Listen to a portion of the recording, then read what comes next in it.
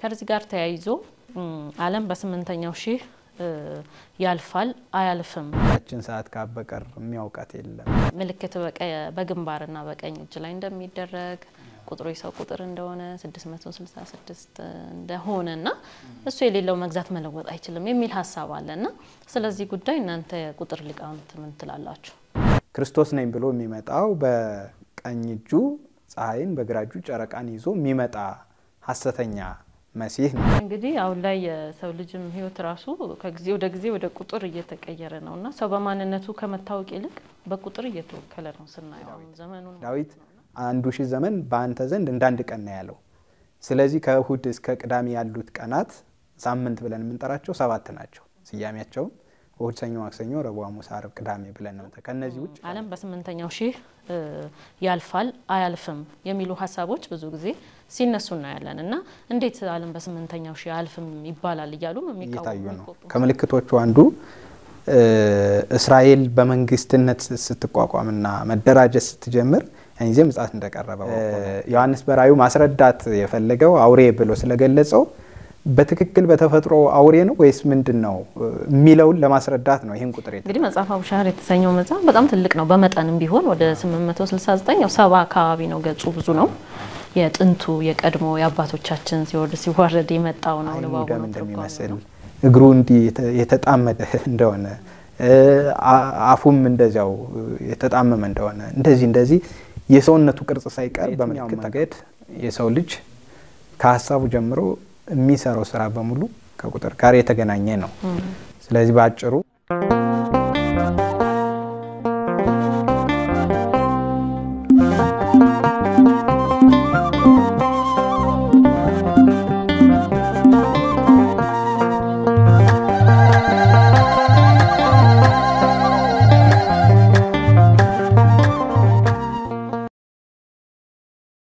ሰላም ጤና ፍቅር በረከት ይስጥልን እንደምን ቆያችሁን ተመልካቾቻችን ሰብለ ወንጌል ጸጋኔ በዛሬው ቆይታችን እንግዳችን መምህር ዘላለም ሐዲስ ናቸው በጎንደር መንበረ መንግስት መድኃኔ ዓለም ቤተክርስቲያን የአራቱ ጉባኤያት ምክትል መምህርና የቤተክርስቲያኑ ስብከተ ወንጌል ኃላፊ ናቸው እንደዚሁም ደግሞ የመጽሐፈ አቡሻህር የተሰኘው በስክሪኑ ላይ የምትመለከቱትን መጽሐፍ ያዘጋጁልን ታላቅ ሊቅ ናቸው ከእርሳቸው ጋር አቡሻህርን በተመለከተ ጥሩ ቆይታ እናደርጋለን እስከ መርሃ ግብራችን ፍጻሜ ድረስ አብራችሁን ቆዩ መምህር ዘላለም እንኳን ደህና መጡ ወደ ቋንቋይነሽ ሚዲያ እንኳን ደህና ቆያችሁ እንዴት አላችሁ ሰላም ነው ወይ ጎንደር ይመስገን ደህና ነው እንግዲህ የመጽሐፈ አቡሻህር በዚህ 2017 ዓመተ ምህረት አካባቢ መስከረም ወር ላይ የወጣ መጽሐፍ ነው እንዴት ነው እየተዳረሰ ነው በአሰቡት መጠን ሰው ጋር እየደረሰሉት ነው በመጀመሪያ እድሉን ሰጣችሁኝ እዚህ ስለጋበዛችሁኝ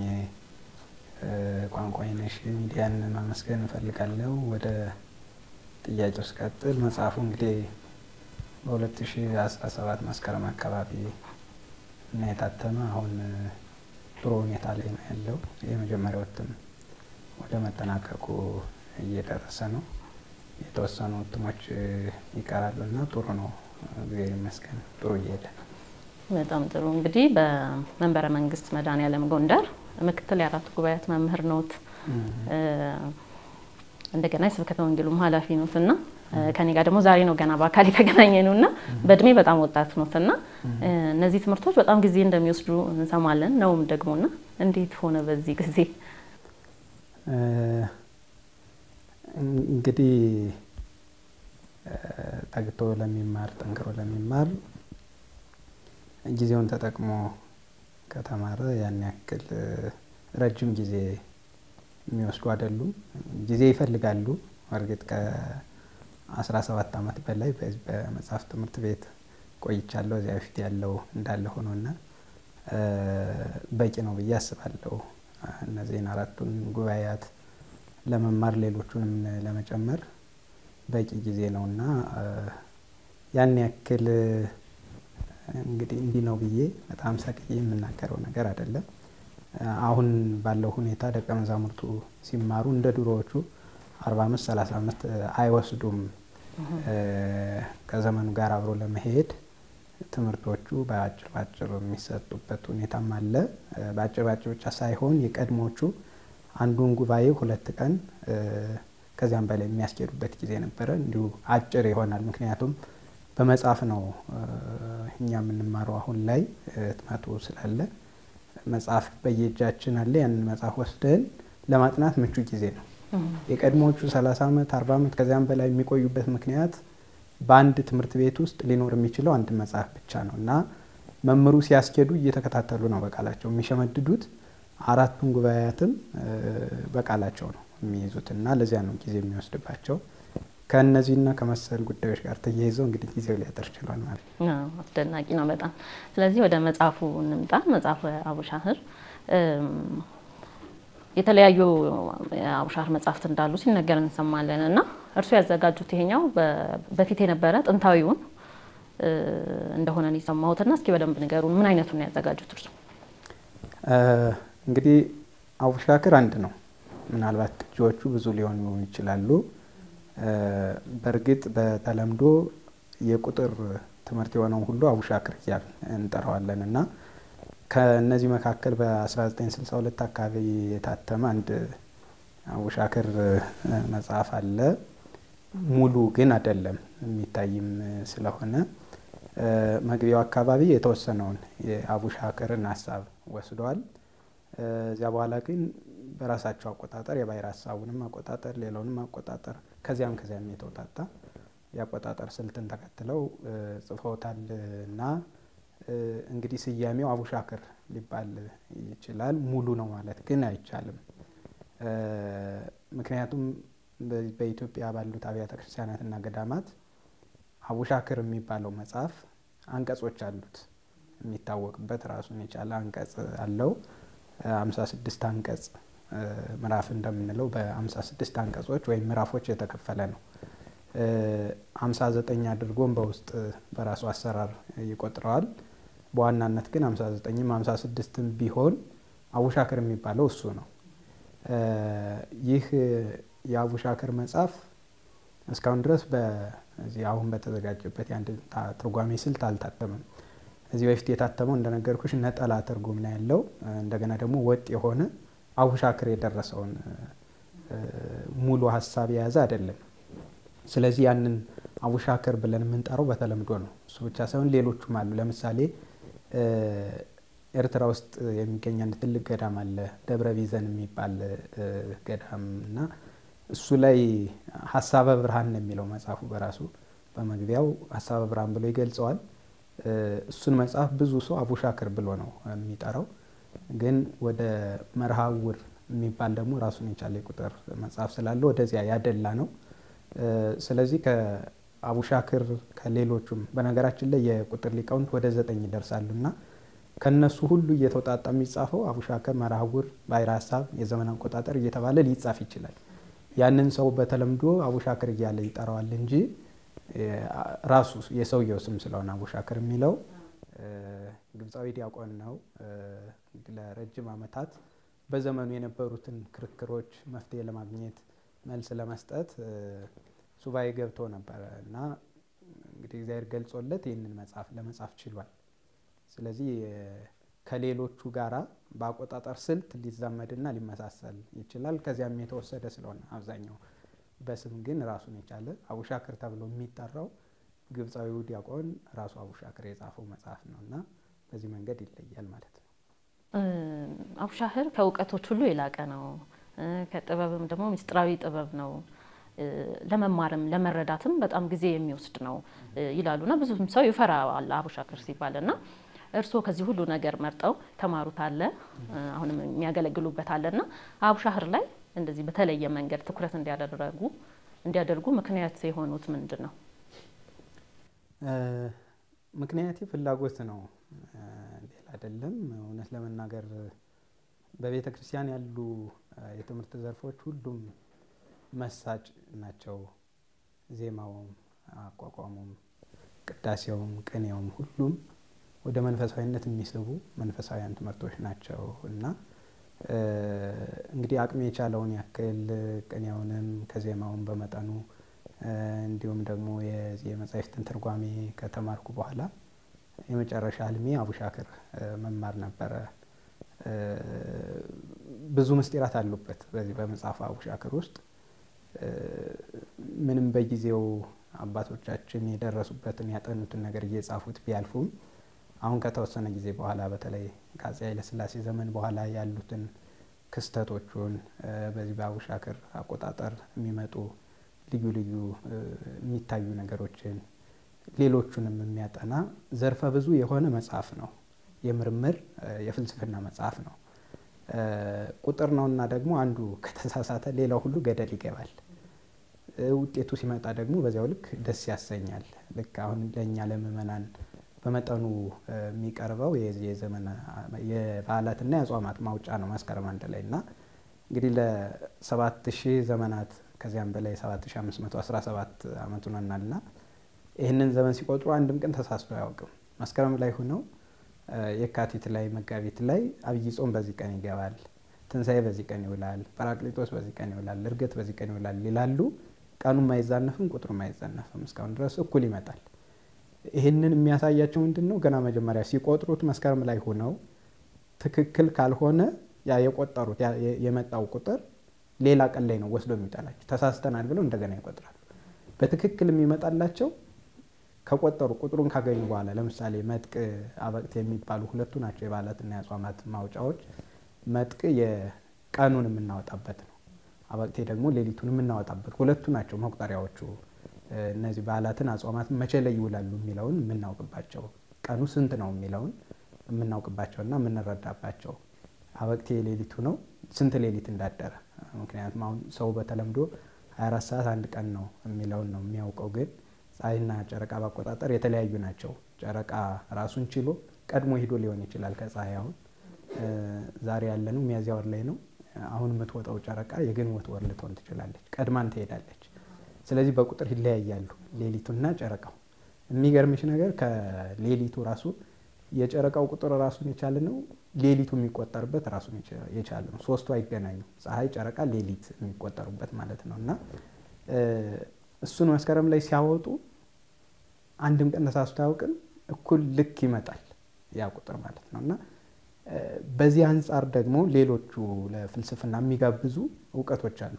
ለምሳሌ በኋላ ላይ ልናነሳቸው እንችላለን። ከነፋሳት ጋር ተያይዞ ከፀሐይ መውጫ መስኮቶች ጋር ተያይዞ በርካታ ነገሮች አሉ እና የእነሱም ቁጥር በትክክል ይመጣል። የሚመጡ ክስተቶች በሙሉ በዚያ ቁጥር ትክክል ሆነው ይገኛሉ። ሰከንድ ሽርፍራፊ ሳይቀር በተባለው መንገድ ይገኛሉ እና በጣም መሳጭ ትምህርት ነው። እንድንማረው የሚገፋፋ እንድናውቀው የሚገፋፋ ትምህርት ነው። አሁን ሚዲያ ላይ የማልናገራቸው በጥናት የሚረጋገጡ ወደፊት በርካታ ነገሮች አሉት የሚያጓጉ ስለ እውነትና እሱን አውቅ ስለነበር የመማር ፍላጎት ነበረኝ። እንዲያውም ከዚያ ከማገለግልበት ቤተክርስቲያን ሁሉ ወጥቼ ሌላ ቦታ ሄጄ እስከ መማር ድረስ ፈልጌ ነበር። በአጋጣሚ ሆኖ አንድ መምህር አገኘው በቅርብ ያሉ፣ እየተመላለስኩ ተማርኩ። በኋላ ወደ ጎንደር መጡ፣ ከሳቸው አስቀጠልኩት። መምህር አገኘው አቡሻክር መምህር ናቸው። ያው አቡሻክር ሲባል ዘርፉ ብዙ ነው ቅድም እንደነገርኩሽ እና ሙሉ አቡሻክርን የተማሩ ማለት አይቻልም። በየቦታው ናቸው ትምህርቱን የያዙት ሰዎች። እኒህኛው ካሉት የተሻሉ ስለነበሩ እሳቸውን አገኘው። እንደገና ደግሞ በጉባኤ ቤታችን እዚህ በፊትም ገልጫዋለሁ። የአቡሻክር ትምህርት ከዘመን መለወጫ በፊት በዘመን ጳጉሜን በ5 ቀናት ይተረጎማል እና እዚያም የወሰድኩት እውቀትና ትምህርት ነበረ። እንዲሁ በዓላት አጽዋማትን ስናወጣ የምናውቀው መነሻ የሚሆን እውቀት አለና እዚያ ጋር ተያይዞ እሱን ለመማር ፈለኩትና ማጥናት ነው ፍላጎት። በነገራችን ላይ እግዚአብሔር ከፈቀደ ወደፊት በደንብ እንዲጠና ፈልጋለሁ። እንዲያውም ቅርብ ጊዜ እያየው ነበር አንድ ሚዲያ ላይ እዚህ የመጻሕፍት ማዕድ እንዳለ ጌታ አንድ ሰው አቅርቦ እየሰማው ነበርና እዚህ ጣሊያን ውስጥ ስለ መጽሐፈ ሄኖክ በአመት 2 ጊዜ ጥናት እንደሚደረግ ሰምቼ ነበረ። በኋላ ግን ስሰማ አሁን ወደ አሜሪካ ተዘዋውሯል። ሚቺጋን ዩኒቨርሲቲ የሚባል ቦታ ላይ ይጠናል፣ ጥናቱ ቀጥሏል። እየሰማው ነበርና እንዲህ አይነት ነገሮችን ስለምሰማ በጣም እጓጓ ነበር። ስለዚህ ትምህርቱን ለመማር ወሰንኩ። እየተማርኩ እያለሁ ደግሞ አጋጣሚ እንግዲህ እኛው መጽሐፍ አገኘው ትርጉሙን። እዚህ እስካሁን ድረስ ሀገር ውስጥ እዚህ ቦታ አለ ትርጓሜው የሚባልበት ቦታ አላገኘውም። ያው የኛው መጽሐፍ ነው የተረጎሙት የኛው ሊቃውንት ናቸው። ግን ተሰርቆ ሄዶ ወደ ሌላ ቦታ ኢንተርኔት ላይ ተቀምጦ አገኘሁትና እዚያ ውስጥ ጻፍኩት ማለት ነው። ገርመን እንጂ ኢትዮጵያ ውስጥ አልነበረም ማለት ነው። እኔ ባለኝ መረጃ ኢትዮጵያ ውስጥ የለም። እንግዲህ እስካሁን ድረስም መኖሩን አላውቅም። የጠየኳቸውም ሰዎች እንደዚያ ነው፣ በዚያ መንገድ ነው መረጃ። ስለዚህ ልክ መጽሐፈ ሄኖክ በፊት ጣሊያን አሁን አሜሪካ ላይ በየአመቱ ውይይት እንደሚደረግበት ሁሉ እርሶም ደግሞ ወደፊት ኢትዮጵያ ላይ በመጽሐፍ አቡሻህር ዙሪያ እሱ ብቻ ሳይሆን በርካታ የሆኑ ዘርፎች ይኖሩታል። እንግዲህ መጽሐፉ ገና አልተመረቀም።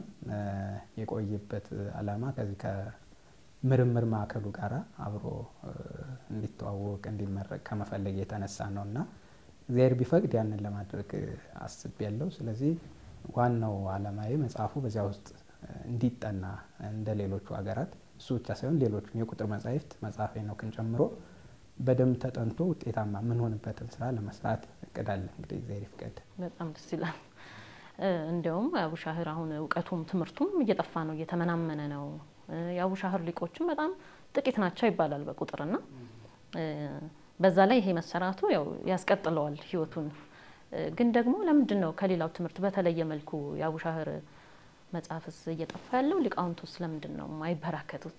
ይሄ የብዙ ሰው ጥያቄ ነው። ይገርምሻል። እንግዲህ ምክንያቶቹ ብዙ ሊሆኑ ይችላሉ። እኔ የተሰማኝንና የተረዳኝን ነው የምናገረው። የመጀመሪያው መምህራን መጥፋታቸው ነው። መምህራን ለምን ጠፉ? ትምህርቱ ትንሽ ከበድ ይላል። ከበድ ይላል ማለት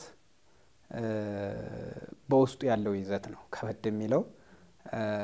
አባቶቻችን መጽሐፉን ሲጽፉት ለበጎ ዓላማ ቤተ ክርስቲያን በዘመናት የሚመጡ ክስተቶችን፣ ሌሎችን እውቀቶች፣ እንዲሁ ደግሞ የዘመን አቆጣጠርን፣ ታሪክን ስናነሳ በዚህ ዘመን እንዲህ የሚባል ቅዱስ እንዲህ የሚባል ሰማዕት ነበረ ብላ ያንን ከነገስታቱ ከሌሎች ማሳያዎች ጋር ልታሳይበት የተጻፈ መጽሐፍ ነው። ከአዳም እስከ ቅርብ ጊዜ ድረስ የነበሩ ልዩ ልዩ ክስተቶች በዚህ መጽሐፍ ውስጥ ተመዝግበዋል። በየትኛው ዘመን ሊመጡ እንደሚችሉም ጭምር ፍንጫቸው ተመዝግቧል። ከዚህ በተጨማሪ ግን መጽሐፉ ዓላማውና ይዘቱ ይሄ ሆኖ እያለ ቁጥር ነውና ሰው እንደፈለገው ነገር ወደ ፈለገው ነገር ይወስደዋል። ለምሳሌ ኢንተርኔት ሲመጣ ለሰው ልጅ ጥቅም እንዲሰጥ አገልግሎት እንዲሰጥ ነው የመጣው። ዓላማው ያ ነው። ለበጎ ነገር የተፈጠረውን ቴክኖሎጂ ወደ መጥፎ ነገር የሚወስድ ለማጭበርበሪያ፣ ለመስረቂያ ወይም ለተለያየ መንገድ ሊያውለው ይችላል። ስለዚህ የተሰራው ለዚህ ዓላማ ነው ማለት አይደለም እና መጽሐፈ አቡሻክር የተጻፈበት ዓላማ ይሄ ነው። ግን በዚያ ውስጥ በዘመናት የሚመጡ ክስተቶችና ልዩ ልዩ ነገሮችን ለማሳየት ከዋክብትን መቁጠር አለ ማለት ፀሐይ የምትወጣባቸው የምትገባባቸው መስኮቶች አሉ። እንደገና ደግሞ ዓመቱን ከአራት ተካፍለው የሚመግቡ ወይም ደግሞ በዚያ ዘመን የሚሰለጥኑ ከዋክብት አሉ። በየ3 ወሩ እየተሾሙ ይህን ያክል ጊዜ እንዲህ የሚባለው ኮከብ ይሰለጥናል ወይም ደግሞ ጎልቶ ይታያል እየተባለ ማለት ነው። ልክ አሁን በአስትሮኖሚው ዘርፍ ያሉ ሰዎች እነ ሜርኩሪ ወይም ሌሎቹ በከዋክብት ስም የተሰየሙት ፕላኔቶች ከፀሐይ ቅርብ ናቸው፣ በቅርበት ላይ ያሉ፣ በርቀት ላይ ያሉ ብለው እንደሚገልጿቸው ፀሐይ የምትወጣበትና የምትገባበት መስኮት ይታወቃል። በዚያ ደግሞ ከዋክብቱ አሉና እነሱ ይወጣሉ። ሲወጡና ሲገቡ የሚታዩ ነገሮች ይኖራሉ። ከዚያ ጋር ተያይዞ ያንን እውቀት ለመንፈሳዊ ነገር እንድንጠቀምበት መንፈሳዊ እውቀት እንዲሆን ጽፎ አልፈዋል። በዚህ መነሻነት ሰዎቹ ጠምዝዘው ወደ ሌላ ነገር ይወስዱታል። በእርግጥ እውቀት ነው፣ ግን ሰውን ያስደነግጣል። ያ እውቀት ደግሞ ለምሳሌ ከሰው ሕይወት ጋር ተያይዞ ጥንቆላ ተብሎ የሚጠራው ምክንያቱም ቤተ ክርስቲያን እንዲህ አይነት አስተምሮ የላትም። ሰውን ለምሳሌ በዚህ ቀን ትሞታለህ፣ በዚህ ቀን እንዲህ ትሆናለህ የሚል አስተምሮ የላትም። እግዚአብሔር ይህን ከኛ ደብቆታል። ምክንያት አለው ሲደብቀው። ሰው ይህን ቢሰማ ምን ሊሆን እንደሚችል ይታወቃል። እና ከዚህ አንጻር የሰው ልጅ ዕለተ ሞቱን አልነገረውም፣ ደብቆታል። እግዚአብሔር ሲደብቀው ዓላማ አለው። እግዚአብሔር የደበቀውን አውጥቶ መናገር ደግሞ እንዲህ ነው ማለት አንደኛ ሰው ማሸበር ነው። በሁለተኛ ደረጃ የሚሞትበትን ጊዜ ካወቀው አይ በዚህ ዘመን ስለመሞት ብሎ ኃጢአት ሁሉ ሊሰራ ይችላል። በኖህ ዘመን እንደነበሩት ሰዎች ማለት ጌታ በ120 ዘመን እመጣለሁ አላቸው። አይ 100 እንስራባት እንጨፍርባትና በ20 ዘመን መርከብ እንሰራለን አሉ። ለኃጢአትም ያጋልጣል፣ ለፍርሃት ለጭንቀትም ያጋልጣል። ስለዚህ እግዚአብሔር የራሱ የሆነ መለኮታዊ ጥበብ አለው ሞትን ሌሎቹን ምስጢራት ከሰው ልጆች የሰወረበት እና ምርምር ነው። ያ ይሆናል ማለት አይደለም። ያንን ተመራምረው እንዲህ ሊሆን ይችላል ብለው ያስቀመጡት እውቀት አለ። ከዚህ አንጻር ብዙ ሰው አቡሻክርን በጣም ይፈራዋል፣ ከሌላ ጋርም ያያይዘዋል። ለዚህ ዓላማ የተጻፈ ግን አይደለም ለማለት ነው። እውቀቱ የለም ደግሞ ማለት አይደለም። ይሄ ወደ ሌላ የሚጠመዘዘው እውቀት ባይጻፍም ያንን መነሻ በማድረግ በፍልስፍና የሚገኝ ነገር አለ። ለዚህ ማሳያ የሆኑ ታሪኮችም አሉ። ወደሱ አሁን መግባት አስፈላጊ ነው ብዬ አላስብም። እንደው በቤተ ክርስቲያን መጻሕፍት ከተመዘገቡት አንዱ ዲዮናስዮስን ማንሳት ይቻላል። ጀረደሽት የተባለውንም ከጌታ ልደት ጋር ተያይዞ የእመቤታችን ስዕል በኮከብ ሰሌዳ ተጽፎ ያየውን እሱንም ማንሳት ይቻላል። እሱም አሁን በዚህ በአቡሻክር ቀመር ነው ማለት ነው። አቡሻክር የሚለው ያን ጊዜ አልመጣም፣ ግን ቁጥር ነው። የዲዮናስዮስም በተመሳሳይ መንገድ ጌታ ሲሰቀል ዓለም ጨልሟል እና ወደ የት ነው የሄደው? ዓለም ሊጨልም የሚችልባቸው ክስተቶች አሉ። አቀድ የሚባለውን ኮከብ ቆጠረ። በ600 ዓመት ነው እሱ የሚገለጸው። ሰሌዳው በፀሐይ ሰሌዳ ልክ ነው። ስለዚህ ሙሉ ቀኑን ይሸፍናታል እና እሱ ወጥቶ ከሆነ ሲል እሱ አልወጣም። እንደገና ደግሞ ውቅያኖስ የሚባል ዓለምን ዙሪያዋን የከበበ ውሃ አለ። የእሱንም ቁጥር አልጌ ምድር ተንቀጥቅጣ ስለነበረ ርዕደ መሬት የሚባለው በራሱ በዚህ ቀመር ውስጥ ይታያል፣ ይቀመራል እና ክርስቶስ ሲሰቀል ምድር ተንቀጥቅጣለች እና ያ ውቅያኖስ የሚናወጥበት ቁጥር ደርሶ ይሆን ብሎ እሱንም ቆጠረ። እሱም አይደለም። ኮከቡንም አየ። እሱም አይደለም። ሌሎቹንም ተመለከተ። ሊሆን አልቻለም እና ጊዜ ግለጠው ብሎ ምንድነው ያደረገው? ያ የተከሰተበትን ሰዓቱን፣ ደቂቃውን፣ ዘመኑን ጽፎ አስቀመጠ። ከ14 ዓመት በኋላ ቅዱስ ጳውሎስ እያስተማረ ሲሄድ ቅዱስ ጳውሎስን ጠየቀው። ትክክል ሲሆንለት እንዲያውም ፈላስፋ ነው የነበረ። ወደ እምነት መጥቶ በቤተ ክርስቲያናችን የሊቀ ጵጵስና ማዕረግ አግኝቶ ነው የሞተው እና ብዙ ፈላስፎች አሉ። በዚህ በቁጥሩ በተለይ ግሪክ ላይ ያሉ ፈላስፎች እነ ዲዮናስዮስን ጨምሮ ብዙ ተፈላስፈውበታል፣ ብዙ ሂደውበታል እና የነሱ አቆጣጠር ይሄ ነው። እዚያ ጋር የተያያዘ ነው። በዚህ ምክንያት ብዙ ሰው አቡሻክር ሲባል ይፈራዋል። ግን የቤተ ክርስቲያናችን ሀብትና ንብረት ነው። እዚህ መጽሐፉ ላይ ያለው ያቆጣጠር ስልቱ ነው። ያም መንፈሳዊ የሆነው እንደገና ደግሞ እነዚህ ፈላስፋዎቹ ለምሳሌ አንድ ቀን የሚባለው 24 ሰዓት ወይም 12 ሰዓት ሌሊቱና ቀኑ ሲሆን በአንድ ላይ ሲለያይ ስንት ሰዓትና ስንት ደቂቃዎች እንዳሉት ፀሐይ ወደ መስኮቷ ገብታ የምታተርፈው በቀን ራሱ ከ12 ሰዓት የምታተርፈው ጊዜ አለና እሱንና ሌሎቹንም ጨምረው ጽፈዋል። ስለ ርዕደ መሬት ጽፈዋል፣ እንዴት እንደሚከሰት እንዴት እንደሚመጣ። ስለ ባሕር መነዋወጽ ጽፈዋል። ስለ ፀሐይ ግርዶች፣ ስለ ጨረቃ ግርዶች ጽፈዋል። ያ የፍልስፍና ትምህርት ተብሎ በአቡሻክር ውስጥ አለ ተቀምጧል። ግን ብዙ ሰው በዚህ ምክንያት ትንሽ ስሙን ይፈራዋል እና ያን ያክል የሚያስፈራ ደግሞ አይደለም። እዚህ ላይ የተቀመጠው እውቀት ያ አይደለም። ያ የፈላስፎች የሚጠቅመው መጥቷል፣ ተወስዷል። የማይጠቅመው የሚያስፈራው ነገር ደግሞ በዚያ የተካተተ አይደለም። እንዲያውም በቤተ ክርስቲያናችን ሌላ ስም ተሰጥቶት ነው ያለ። እንደ ሀገር ግን የሚጠቅመው ነገር አለ። እንደ ሕዝብ ሰው ያንን እውቀት አውቆት መደንገጥም መሸበርም ሌላ ስህተት ውስጥ መግባትም የለበትም ለማለት ነው እንጂ የሚጠቅመው ነገር አለ። ያ እንዳልኩሽ ወደ ምርምር ማዕከሉ ሲገባ የሚጠና ይሆናል። እንደ ሀገር የሚጠቅመንን ነገር እንወስድ ይሆናል።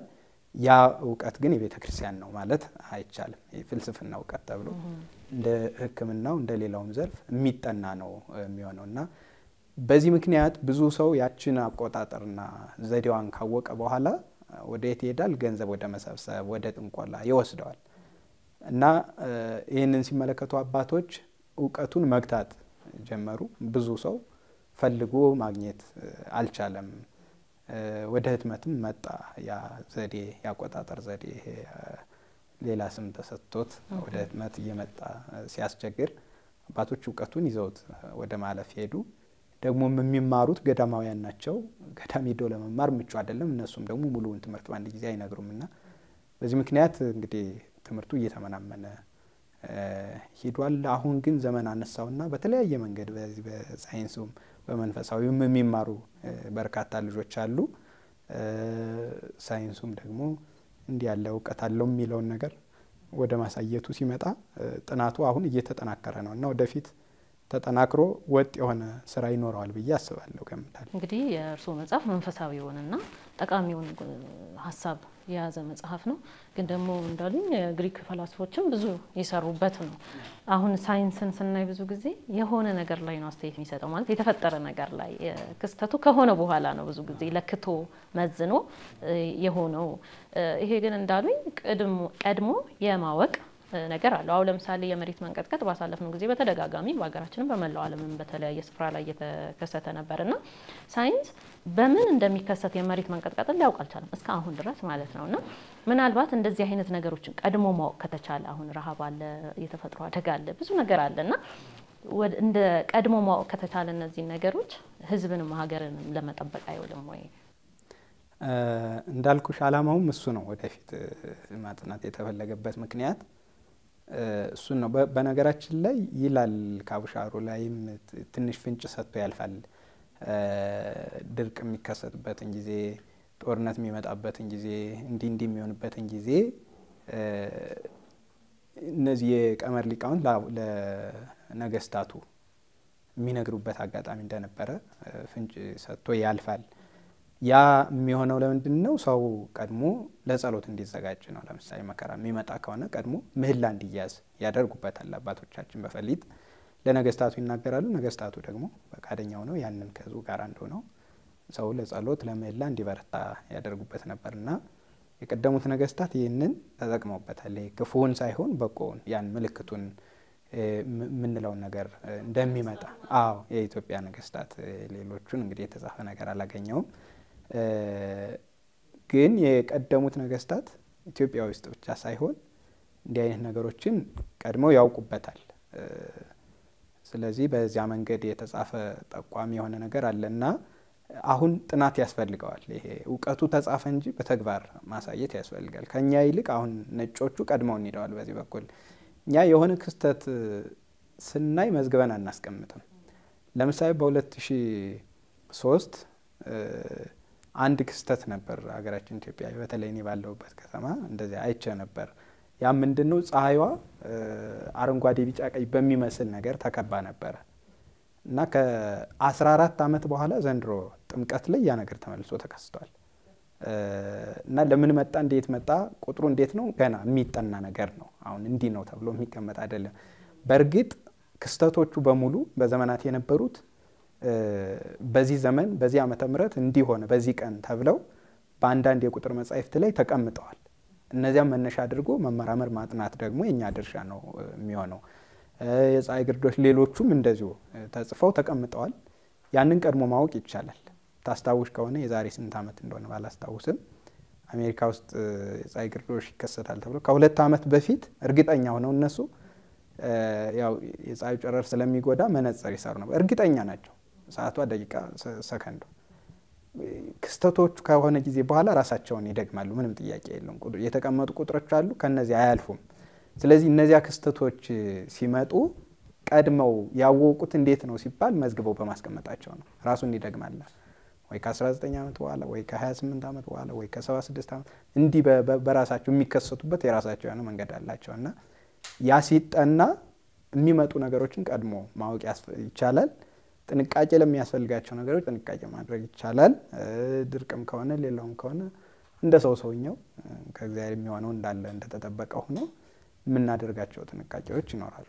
እሱ ብቻ አይደለም፣ በርካታ ነገሮች አሉ አሁን ተዘርዝረው የማያልቁ ከነፋሳቱ ጋር ተያይዞ ድርቅ ሲመጣ ምን ሲመጣ ሌላውም ነገር ሲከሰት ቀድሞ ማወቅ የሚቻልበት መንገድ አለ እና እሱ ግን ቁጥሩ ቢቀመጥም በተግባር ለማየት አሁንም እየመዘገቡ እዚህ በፊት የነበሩ ታሪኮችን እያዛመዱ እያጣመሩ መስራትን ይጠይቃል። የምርምር ማዕከል ያልኩሽ ለዚያም ጭምር ነው አንዱ እንደዚህ የሚያግዝ ነው ማለት ነው። አቡሻክር ሲባል እንግዲህ ያው የመጣው ከግብጽ ነው። የግብጽ ዲያቆን ነው ብለውኛል ቅድምም እና ግን ወደ ኢትዮጵያ ከመጣ በኋላ የኢትዮጵያ ሊቃውንት በጣም የተለዩ ናቸውና እንደው ከዛ የመጣውን እንዳለ ነው ያስቀጠሉት ወይስ የራሳቸውን ምርምር አድርገው ተርጉመው አስፍተው ነው አሁን እርስዎ ጋር የደረሰው? ማንኛውም መጽሐፍ ከኢየሩሳሌም ሆነ ከግብጽ ከግሪክ ወደኛ ሀገር ሲመጣ የሚመጣው ዋና ሀሳቡ ብቻ ነው። ለምሳሌ መጽሐፍ ቅዱስ ወደኛ ሲመጣ በነጠላ ትርጉም ሊተረጎም ይችላል ወይ ደግሞ በግዕዙ ተቀምጦ ሊሆን ይችላል። ያንን መረዳት አይቻልም። ስለዚህ አውዱን ሳይለቁ ለምን እንደተናገረው እንዴት እንደተናገረው አባቶቻችን የትርጓሜ ማብራሪያ ሰጥተዋል። ይህም አንድምታ በመባል የሚታወቀው ነውና ከግብጽ ሲመጣ እንደ ማንኛውም መጽሐፍ ግዕዙ ወደ ኢትዮጵያ መጥቷል። በግዕዙ ብቻ ግን አቡሻክር ላይ ያለን እውቀት ማወቅ ይቻላል ማለት አይደለም። ማብራሪያ ትርጓሜ ያስፈልገዋል። አንዱ የጠፋበት እና ትምህርቱ የተመናመነበት ምክንያት ግዕዙን ብቻ አይቶ አንብቦ መረዳት ስለማይቻል ነው። ያቆጣጠር ስልቱን በዚያ የትርጓሜ ስልት ተጽፎ ማግኘት መቻል አለብን። ስለዚህ ወደ እኛ ከመጣ በኋላ ኢትዮጵያውያን ሊቃውንት በሚገባ በሰፊው ተራቀውበታል። በትርጓሜውም አሁን ተጽፎ በወጣው እንዲሁ ደግሞ ከፋፍለው በመውሰድ ልዩ ልዩ ማብራሪያ በመስጠት ቅድም እንዳልኩሽ ባሕረ ሐሳብ፣ መርሐውር፣ ሌሎቹንም ስያሜዎች እየሰጡ ከዚህ ይመዛሉ። እናቱ ምንጩ ይሄ ነው ከዚህ ይመዙና ትንሽ ማብራሪያ የተወሰነ ሀሳብ ላይ እየሰጡ ያሳትሙታል። በዚያ መንገድ ነው የቀጠለውና ከአቡሻክር የተገለጸለት ምንድነው የሚለውን በተለያየ መንገድ በተለያየ አቆጣጠር ስልት ቆጥረው አስቀምጠውታል እና ኢትዮጵያዊ ሊቃውንት የበለጠ ተራቀውበታል። እውነት ለመናገር አስፍተውታል። መውቀቱ ደግሞ መሰረት ያደረገው መጽሐፈ ሄኖክ ላይ ነው የሚል ማሰብ ስላለ ያው መጽሐፈ ሄኖክ ደግሞ ኢትዮጵያ ውስጥም አይደለ መጀመሪያም የተገኘው ከሱ ጋር በተያያዘ እንግዲህ መጽሐፈ ሄኖክ ኢትዮጵያ ውስጥ ብቻ ነው ያለው ኢትዮጵያ ነው የተገኘው ሚለውን ለጥናት ባለሙያዎች ብትወ የተሻለ ይሆናል። ምክንያቱም ሌላው ላይ ያለውን ዓለም ማየት እና ማንበብ ይጠይቃል። እንደዚያ ለማለት እኔ ያነበብኩትም የተረዳሁትም ኢትዮጵያ ውስጥ ያለውን ነውና በእርግጥ መጽሐፈ ሄኖክ እንግዲህ የቁጥር ሁሉ የመጀመሪያ መነሻ ነው። እንዲያውም ከዚህ ከቅድም ስንለው እንደነበረው ከፍልስፍና ጋር ተያይዞ ከከዋክብት ጋር ተያይዞ የፀሐይ መውጫ መግቢያ መስኮቶች ሌሎቹንም ይመጣሉ የሚባሉ ነገሮችን ተንትኖና አብራርቶ የጻፈ ስለሆነ ሐዋርያት 81 መጻሕፍትን ሲቆጥሩ የእሱን አውጥተውታል። ምክንያቱም እነዚያኞቹም ፍጹም መንፈሳውያን መጻሕፍት ናቸው። ይሄኛው ግን ወደ ፍልስፍናው የሚያደላልና ተቀብለውታል። ምክንያቱም ሐዋርያው ይሁዳ ጠቅሶታል ሄኖክ እንደተናገረ ብሎ ቁጥር ውስጥ ያላስገቡበት ምክንያት እዚህ ሌሎቹም የሱን አቆጣጠር ወስደው ስለሚጠቀሙበት እነዚህ በእምነት የሌላቸውም ያላቸውም ሌላ ማለት ከኛ እምነት ውጭ የሆኑ ሰዎችም ስለሚቆጥሩበት የፍልስፍና መጽሐፍ ነው ብለው ራሱን አስችለው ነው ያስቀጠሉት እና መነሻው እሱ ነው። መጽሐፈ ሄኖክ ነው። መጽሐፈ ሄኖክ በዋናነት አራቱ ጉዳዮች ላይ ያተኮረ ነው። ፀሐይ፣ ጨረቃ፣ ከዋክብትና ነፋሳት። የነፋሳትን ጉዳይ በሰፊው ፀሐይ፣ ጨረቃ፣ ከዋክብት ከምን ተፈጠሩ? አሁን ሳይንሱ ጨረቃ ላይ ውሃ አገኘን እንደዚህ አይነት ነገሮችን ይላል። ሄኖክ ይህን ቀድሞ ከምን ተሰሩ? ሰረገላቸው፣ መመላለሻ ሰረገላላቸው ከምን እንደተሰራ እንዴት እንደሆነ ፀሐይ ከምን እንደተሰራች እንዴት እንደሆነች በሰፊው ሄዶበታል።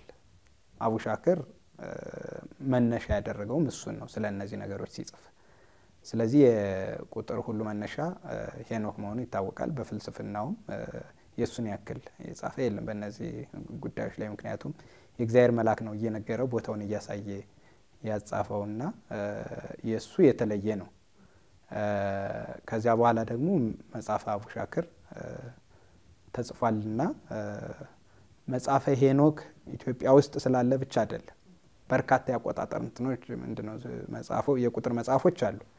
እነዚያም መጽሐፎች ደግሞ ኢትዮጵያውያን ሊቃውንት ከሌላው ዓለም በተለየ ማለት እችላለሁ ተፈላስፈውባቸዋል። ምክንያቱም በዚህ በቁጥሩ በኩል ቀድመው የደረሱበት ቦታ አሁን ላይ ሳይንሱ እያጠና የሚነግረን ነው። ለምሳሌ ፕላኔቶች 8 ናቸው ብሎ ሳይንሱ ይናገራል። አባቶቻችን ግን ይህንን በቁጥር ቀድመው አስቀምጠውታል። ስማቸው ራሱ አልተለወጠም። ወደ ሳይንሱ ሲወስዳቸው ስማቸው አልተለወጠም። እነዚህ ሜርኩሪ ምናምን እየተባሉ ፕላኔቶቹ የሚጠሩበት ስያሜ ቅደም ተከተላቸው የሚገኙበት ቦታም ስፋታቸው ተቀምጧል። ስለዚህ አባቶቻችን ቁጥር ትምህርት ላይ ምን ያክል እንደተራቀቁና እንደተመራመሩ ነው የሚያሳየውና ኢትዮጵያውያን ሊቃውንት በዚህ መንገድ ስለተመራመሩበት እና ስላጠኑት ኢትዮጵያ ውስጥ በስፋት ትምህርቱ ይነገራል።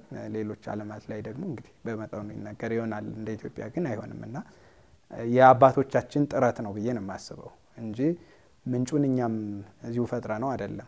ሌላ ቦታ የመጣ ነው። መጽሐፈ ሄኖክም ሌላ ቦታ ነው። መጽሐፈ አቡሻክርም ከግብጽ የመጣ ነውና እንግዲህ አባቶቻችን ጥንካሬ ነው ብዬ ነው የምወስደው።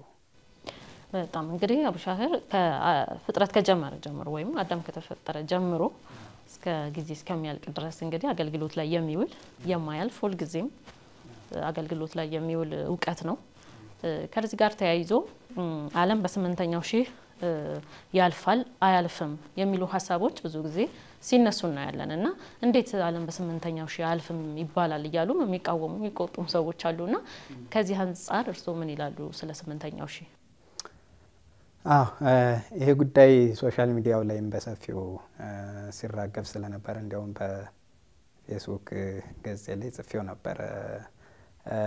ምንድነው ዘመናት የሚቆጠሩበት የተለያየ ቁጥር አለ። ለምሳሌ ከ19 ዓመት ተነስቶ በጨረቃ እያደገ ይሄድና መጨረሻው 532 600 ዓመት ይሆናል። በዚያ መካከል ልዩ ልዩ አቆጣጠሮች አሉ። ማለት ጣራ የምትየው ለምሳሌ ጨረቃ ከ19 ዓመት በኋላ ዑደቷን አንድ ብላ እንደገና ትጀምራለች። ፀሐይ ደግሞ 28 ዓመት ነው አንድ አውድ ለመጨረስ የሚወስድባት። እንዲህ እያሉ ቁጥሮቹ የሚቆጠሩበት ዘመናት የሚቆጠሩበት ቁጥሮች አሉ። እነዚያ ቁጥሮች ሲያልቁ እንደገና አንድ ብለን ነው የምንጀምረው። ለምሳሌ የመጨረሻው ዘመን የምንቆጥርበት 532 እሱ ከሞላ በኋላ እንደገና አንድ ብለን ነው የምንጀምረው። 14 ቀመር 13ኛው ቀመር እያልን የምንመድበው እሱን ነው እና አባቶቻችን ይህንን ሲቆጥሩ የተለያዩ ነቢያት የተናገሩትን የመጽሐፍ ቅዱስ ቃል መነሻ ያደርጋሉ። ለምሳሌ ልበ አምላክ ዳዊት 1000 ዘመን ባንተ ዘንድ እንደ አንድ ቀን ነው ብሎ ተናግሯል። ያንን ወስደው ዓለም በ7000 ዘመን ልታልፍ ትችላለች ብለው የጻፉ አባቶች አሉ። ዳዊት 1000 ዘመን ባንተ ዘንድ እንደ አንድ ቀን ነው ያለው። ስለዚህ ከእሁድ እስከ ቅዳሜ ያሉት ቀናት ሳምንት ብለን የምንጠራቸው 7 ናቸው። ስያሜያቸው እሁድ፣ ሰኞ፣ ማክሰኞ፣ ረቡዕ፣ ሐሙስ፣ ዓርብ፣ ቅዳሜ ብለን ነው የምንጠራቸው። ከነዚህ ውጭ ቀናት የሉም። ስለዚህ 1000 ዘመን ሲኖሩ እነዚህ እሁድን 1000 ዘመን፣ ሰኞን 1000 ዘመን፣ ማክሰኞ እንዲያል 7000 ሲሞላ ዓለም ይፈጸማል የሚል ግምት ነበራቸው። ግምት ነው፣ ፍልስፍና ነው፣ ውሳኔ አይደለም የአባቶቻችን። ያንን አሉ። ቀመሩ በ532 ተቀምሮ 6916 ዓመተ ምህረት ላይ አለቀ። እንዲያውም የደብረ ቢዘኑ ቅድም ያልኩሽ አቆጣጠር እዚያ ላይ ያቆማል። ብዙዎቹ እዚያ ላይ ያቆማሉ። እስከዚያ ድረስ ስለሆነ የቆጠሩት ምክንያቱም ያንን መነሻ ስላደረጉ። ሌሎቹም አሉ፣ ሄኖክም ጽፏል። ሌሎቹም በ7000 ዘመን ሊሆን ይችላል ብለው ያስቀመጡት ነገር አለ እና ከዚያ ተነስተው ያንን ብለዋል። በ7000 ሊያልፍ ይችላል አሉ። አላለፈም። 8ኛው ሺህ ተጀምሯል። አሁን 7517 ዓመት ላይ ነው ያለነው እና 8ኛው ሺህ ላይ ግን እዝራ ሱቱኤል በመጽሐፉ ምዕራፍ 2 ላይ የተነገረው ነገር አለ። ይህን ዓለም በ8000 ወስነዋል ብሎ ማለት ነው። ወስኖታል ብሎ በ8000 ወስኖታል ሲልም 8000 አይሞላም፣ 7980 ዓመት ነው የሚሆነው። እንዲያውም ዳንኤል 60ው ሱባኤ ከተፈጸመ በኋላ ባንተ መምጣት ኃጢአት ተደመሰሰ ወይም ደግሞ ተፈጸመ ተዘጋ ብሎ የተናገረው ነገር አለ። 60 ሱባኤ የተባለው እንግዲህ በማቴዎስ የሚቆጠርበት አለ 133 ዓመት ነው። ይህንን በ60 ስናባዛው ወደ 7980 ይመጣል። ያኔ ዓለም ያልፋል የሚል ግምት ነው። አሁን ግምት አላቸው አባቶቻችን። በዚህ ጊዜ ሊያልፍ ይችላል ብለው የሚያስቀምጡት ነውና ይህንን ሲሉ ግን ምክንያት አላቸው። ዓለም በተፈጠረበት ቀመር ያልፋል የሚል ሐሳብ አለ።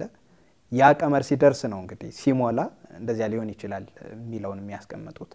ለምሳሌ ሌሊቱ የሚቆጠርበት ቅድም እንደነገርኩሽ አለ አበቅቴ መጥቅ የሚባሉ ነገሮች አሉ። ዓለም ከተፈጠረበት ጋር ያስማሙ ያዛምዱና ያን ጊዜ ሊሆን ይችላል ብለው ያስቀምጣሉ። በተለያዩ መጻሕፍት የተቀመጠው ይሄ ነው። ሊያልፍ ይችላል ወይም ያስጠረጥራል የሚለውን ቃል ነው የሚጠቀሙት እንጂ ወስነው በአራት ነጥብ ያልፋል ያሉበት ጽሑፍ የለም። ስለዚህ 8ኛው ሺህ ሲባል እስከ 7980 ዓመተ ዓለም ነው ቁጥር የተቀመጠው። ሊቀጥል ይችላል። ያንን የሚያውቀው እግዚአብሔር ብቻ ነው። ዕዝራ የተናገረው አለ ልክ ቅድም ዳዊት እንደተናገረው ሊያሳልፈው ይችላል ላናውቅ። ግን ያ የመጨረሻው ብለው የመጨረሻዎቹ ሊቃውንት ያስቀመጡት ቁጥር ነው። ይቀጥላል ላይቀጥልም እውቀቱ ያለው በእግዚአብሔር ብቻ ስለሆነ በማቴዎስ 24 የተጻፈ ነገር አለ ያችን ሰዓት ካበቀር የሚያውቃት የለም ተብሎ ያው ይታወቃል። ዘመነ ዮሐንስ ነው። ዓለም የተፈጠረበትም የሚያልፍበትም ሲፈጠር ቀኑ እሁድ ነው የነበረ ለመጀመሪያ ጊዜ ዓለም የተፈጠረችበት ሰማይና ምድር የተፈጠረበት የሚያልፍም በዚያው ቀን ነው። ወሩ መጋቢት ነው፣ የመጋቢት ወር ነው። የዕለቱ ቁጥር ደግሞ መጋቢት 29 ነው። እንዲያውም ብዙ ሰው ደብረ ዘይትና ዓለም የሚያልፍበት ቁጥር ማን ነው መጋቢት 29 ሲሆን ወንጌላዊ ዮሐንስ ሲሆን ይደነግጣል። ግን ለምሳሌ አምና ነበረ እንዲያ ስለሆነ አያልፍም ያ ማለት አይደለም። ከዚያ ጋር አብረው ደግሞ የሚዛመዱ ቁጥሮች አሉና እነዚያን ቁጥሮች እየገለጹ ስላለፉ ሰው ይደነግጣል። መወሰን አይቻልም፣ ማወቅ መረዳትም አይቻልም። ራሱን የቻለ አቆጣጠር አላቸው ልዩ ልዩ መጽሐፎችና አንዱ ራእየ ሳቤላ በመባል ይታወቃልና ይሄ ቅድም 532 እንዳልኩሽ 778 ዘመንን አንድ መደብ እያደረገች ስለቆጠረች 9 ፀሐይ ይላል እና 9ኛ ሺህ ይኖራል ማለት አይደለም። የቆጠረችበት መንገድ ነው። አንዱን መደብ እንደዚያ ስላለችው 9 ፀሐይ አንድ ፀሐይ ተብሎ ስያሜው ፀሐይ በሚል በፀሐይ ስለተቆጠረ ያ ስያሜ ተሰጠው እንጂ 9ኛው ሺህ 8ኛው ሺህ የሚባል ነገር በቤተ ክርስቲያን የለም። 8ኛው ሺህ ላይ ዓለም ያልፋል የሚል አስተምሮም የለም። የሚያውቀው እግዚአብሔር ብቻ ነው። ሊያልፍ ግን ይችላል የሚል ጥርጣሬ ነው ያለው። ያ ጥርጣሬ ደግሞ እዚህ በፊትም አልፏል፣ ወደፊትም ይቀጥላል። ሊያልፍ ይችላል፣ ሊሆንም ይችላል፣ መጠበቅ ነው። እና አጼና አውድ ከምን ተነስተው ነው ታዲያ 8ኛውን ሺህ አፈር ሳታቀምሰኝ ግደለኝ ብለው እንዳሉትም ከመግባቱ በፊት ነው ያረፉትና ከምን አንፃር ነው እንደዚህ ያሉት እነሱ? እንግዲህ ቅድም እንዳልኩሽ ነው። አሁን 8ኛው ሺህ ገብቷል። የመጨረሻው ዘመን እንደሆነ በአባቶች ይናገራል። ድምዳሜ ባይሰጠውም ማለት ነውና ከዚህ አንፃር 8ኛው ሺህ ዘመኑ ሲያልቅ ምልክቶቹም እየታዩ ነው። በነገራችን ላይ ማቴዎስ 24 ላይ ያሉ ምልክቶች በሙሉ እየታዩ ነው። ከምልክቶቹ አንዱ እስራኤል በመንግስትነት ስትቋቋምና መደራጀት ስትጀምር ያን ጊዜ ምጽአት እንደቀረበ ወቁ ነው። በለሷን ተመልከቱ አይደል የተባለው በለስ አይምሩ አምሳሌው እንደሚመጣ ምልክቱን ከበለስ ተረዱ ስለተባለ በለስ የተባሉ ደግሞ እስራኤላውያን ናቸው ተብሎ ተተርጉሟል። ስለዚህ የእስራኤል መቋቋም በራሱ ዝም ብሎ የመጣ አይደለም። እንዲያውም ከቁጥር ጋር የተያያዘ ነው። ይሄ 14ኛው ቀመር እንዳለፈ ነው እሷ የተቋቋመችው ወይም ደግሞ እንደ መንግስት እንደ ሀገር የተቋቋሙትና እዚያ ጋርም ይያያዛል። ምልክቶቹ ስላሉ አንዳንድ ነገሮች የሚታዩ ጌታ ከተናገረው ከወንጌሉ ስንነሳ እነዚያ ምልክቶች ህዝብ ላይ ይነሳል። ወንጌል በሁሉም ቦታ እንግዲህ በአረማውያን ቤት ሳይቀር ይነገራል። እየሆነ ያለ ነገር ነውና እነዚያ ምልክቶች ሲታዩ እውነትም ዘመኑ ሊያልፍ ይሆን የሚል ጥርጣሬ ያጭራል። ውሳኔ ግን አልተሰጠም። ሰው የሚሞትበት ቀንና ዕለተ ምጽአት በዚህ ጊዜ ነው ተብሎ አልተሰጠም። በነገራችን ላይ እዚያ ቁጥሩን ወስደው ሰው እንዲህ ይሆናል የሚሉትም ልክ እንደዚህኛው ተመሳሳይ የሆነ ነገር ነው፣ ግምት ነው እንጂ በትክክል ይሆናል ማለት አይደለም። ግን ቁጥሩን ተጠበው ምን ብለው የቆጠሩት ፈላስፎች አንዳንድ ምልክቶቹ እውን ሲሆኑላቸው ይታያል። እግዚአብሔር ደግሞ ከፈለገ ያን ቀን ያሳለፈበት ታሪክና ጊዜም አለ። ለምሳሌ ባስልዮስን መቼ እንደምሞት ንገረኝ ብሎ የጠየቀው ፈላስፋ አለ፣ ቅዱስም ባስልዮስ እና ፈላስፋው ቆጥሮ ነገረው። በትክክል ያ ቀን ነው፣ ግን ተነጋግረው ነበር ማለት ከዚያ ቀን ባልፍ ታምናለህ ወይ የሚል ነገር አንስቶለት ስለነበር አዎ ካለፈ አምናለሁ አለ፣ እርግጠኛ ስለሆነ። ቅዱስ ባስልዮስ ምን አደረገ? ጸልየና እንዲያልፍ አደረገው እንጂ እንትኑን ደርሶበታል ማለት ነው። አዎ እና ያው ግምታዊ ነው፣ ትንበያ ነው። ሊሆንም ላይሆንም ግን የእግዚአብሔር ፈቃድ ነው። ይሆናል የተባለውን ማሳለፍ የሱ ስራ ስለሆነ ማለት ነው። ስለዚህ ስለመጨረሻው ዘመን ካነሳን አይቀር ደግሞ ራእየ ዮሐንስ ላይ በተደጋጋሚ የሚነሳ አንድ ቁጥር አለና ይሄ ምልክት በግንባርና በቀኝ እጅ ላይ እንደሚደረግ ቁጥሩ የሰው ቁጥር እንደሆነ 666 እንደሆነና እሱ የሌለው መግዛት መለወጥ አይችልም የሚል ሐሳብ አለና ስለዚህ ጉዳይ እናንተ ቁጥር ሊቃውንት ምን ትላላችሁ? ይህንን እንግዲህ በሰፊው በዚህ በአቡሻክር መጽሐፍም ተተንትኖና ተብራርቶ አንቀጽ 12 ላይ ተጽፏል እና ሰው ያንን ቢመለከት መርጣለው። በዋናነት ግን 666 ብዙ ሰው የሚፈራው ቁጥር ነው። 666 ማለት የሰው ልጅ የሚለውን ፊደል ወይም ደግሞ በግዕዙ እጓለ እመሕያው የሚለውን ወይም ደግሞ እጓለ ጸራው የሚለውን ወይም ደግሞ በዕብራይስጡ መርሜያዋ ኦስ የሚለውን ፊደል ወደ ቁጥር ስንቀይረው የሚመጣ ምንድነው እንትን ነው ቁጥር ነው። ፊደሉ ወደ ቁጥር ሲገለበጥ ማለት ነው። በዚህ መንገድ ብንሄድ ያንቺ ስም እንደዚያ ሊሆን ይችላል፣ የኔ ስም እንደዚያ ሊሆን ይችላል፣ የአንዲት ቤተክርስቲያን መጠሪያ ስም እንደዚያ ሊሆን ይችላል፣ የአንድ አካባቢ መጠሪያው እንደዚያ ሊሆን ይችላል። ቁጥሩ ላይ አይደለም ተግባሩን ነው። አሁን እዚያ ዮሐንስ በራእዩ ማስረዳት የፈለገው አውሬ ብሎ ስለገለጸው በትክክል በተፈጥሮ አውሬ ነው ወይስ ምንድነው የሚለውን ለማስረዳት ነው ይሄን ቁጥር የተጠቀመው። ያው ያንን የሚያደርገው ሐሳዊ መሲህ የሚባለው ክርስቶስ ነኝ ብሎ የሚመጣው በቀኝ እጁ ፀሐይን በግራ እጁ ጨረቃን ይዞ የሚመጣ ሐሰተኛ መሲህ ነው። እስራኤላውያን ገና ይወለዳል ብለው የሚጠብቁት ማለት ነው። እና እሱ ሲመጣ የሚሆኑ ምልክቶችን ለማሳየት ፈለገ። ግን የጠራው አውሬ ብሎ ነውና ያ አውሬ በተፈጥሮ በትክክል አውሬ ነው ወይስ ሰው ነው የሚለውን ለመግለጽ ሰው መሆኑን ለማስረዳት እጓለ እመሕያው የሰው ልጅ ነው ለማለት ይሄን ቁጥር አንስቶታል። 666 ያ ቁጥር ሲቆጠር ነው በግዕዙ እጓለ ጸራው የሚለው ስድስቱ ፊደሎች ሲቆጠሩ ወደ ቁጥር ተቀይረው 666 ይሆናሉ። እንደገና ደግሞ አሁንም መርሜያዋ ኦስ የሚለው በዕብራይስጥ በራሱ ሲቆጠር 666 ይሆናል። እጓለ ጸራው የሚለውም በዚያ መንገድ ይተነተናል ማለት ነው። እና ቁጥሮቹ የሁሉም 666 ነው የሆኑት። እንዲያውም አንዳንድ ሰዎች ለምሳሌ ኮምፒውተር የሚለውን እዚያ ጋር ያያይዙታል ቁጥሩ ስለገጠ። አንዳንዴ ለምሳሌ አርሰናል የሚለው ከአማርኛ ጋር ተዛማጅ የሚመሳሰል ነገር አለ። አርሰናል የኛ ቃል አይደለም፣ በእኛ ግን አርሰናል ብለን አማርኛ ልንጠቀምበት እንችላለን። ልክ እንደዚህ የኛ ቋንቋ ያልሆኑ ከኛ ጋር ትርጉም የሚሰጡ ቃላት ሊኖሩ ይችላሉ እና እንደዚያ በዩ የተለየ ነገር የለውም። ስለገጠመ ኮምፒውተር የሚለው 666 ስለሆነ ወደ ፊደል ተቀይሮ ሲቆጠር እሱ ስራ ነው ብሎ መደምደም አይቻልም። ለበጎ ነገር እየተጠቀምንበት ነው ይሄንን ቴክኖሎጂ እና በዚያ መንገድ እንዲታይ ይፈልጋለሁ። በእርግጥ ቁጥሩ ብቻ ሳይሆን እሱ ሲመጣ ምልክቶቹ ተቀምጠዋል። ደግሞ በመጨረሻው ዘመን ነው እንግዲህ ይመጣል ተብሎ የሚታመነው። የመጨረሻው ዘመን መቼ እንደሆነ ባይታወቅም እሱ ሲመጣ ምልክቶቹ አሉ። አሁን የተጀመሩትን ነገሮች እዚያ ጋር ማሳበብ አልፈልግም። ያልደረስኩበትን ያላጠናሁትን ነገር እውነት ነው አይደለም ማይክሮቺፕስ የሚባለውን ሌላውንም ነገር እዚያ ጋር ማዛመድ አልፈልግም። ዋናው እንግዲህ ከ3 ዓመት በፊት ነው እሱ ቀድሞ የሚመጣው። ሲመጣ ደግሞ ከአይኑ ጀምሮ እስከ እግሩ ድረስ ከጸጉሩ ጀምሮ ምልክቶቹ ተቀምጠዋል። ምን ሊመስል እንደሚችል አይኑ ደም እንደሚመስል፣ እግሩ እንዲህ የተጣመደ እንደሆነ፣ አፉም እንደዚያው የተጣመመ እንደሆነ እንደዚህ የሰውነቱ ቅርጽ ሳይቀር በምልክት ተቀምጧል። ሲወለድም እናቱ ያው በድንግልና ወለድኩት እንደምትል መቃብር ቦታ ላይ እንደሚወለድ ብዙ ምልክቶች ተነግረዋል። ያ ባልሆነበት ሁኔታ አሁን ያገኘነውን ሁሉ 666 ስለተባለ ብቻ እዚያ ጋር ማዛመዱ ጥሩ ነው ብዬ አላስብም። ሰው ማስደንገጫ መሆንም የለበትም። ግን በዚህ ቁጥር ደግሞ የሚመጡ ልዩ ልዩ ክስተቶች አሉ። እዚሁ አቡሻክሩ ላይ የተቀመጠው ለምሳሌ ከዚህ ከእስልምናን ከመሰረተው ሰው ጋር ተያይዞ የሚነገሩ ነገሮች አሉ። የሚዛመዱ በቁጥር የሚመጡ ናቸው። እንደዛ ቆይቶ ደግሞ ክርስቲያኖች ላይ የደረሰ ነገር አለ።